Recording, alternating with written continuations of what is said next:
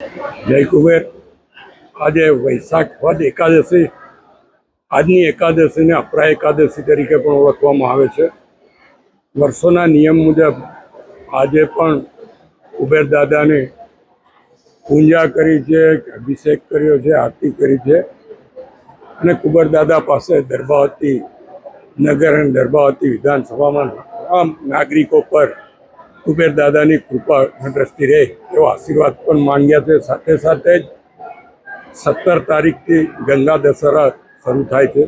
માં નર્મદાને મળવા જ્યારે માં ગંગા આવતી હોય એવા 10 દિવસ તે વખતે નર્મદા કિનારાના તમામ લોકો ભક્તિભાવથી માં નર્મદાની 10 દિવસ પૂજા અર્ચના આરતી કરતા હોય છે. ત્યારે આપના મારફત તમામ નગરજનોને આ ગંગા દશેરામાં ભાગ લેવા અને માં નર્મદાના દર્શને પધારવા સૌને આમંત્રણ આપું છું.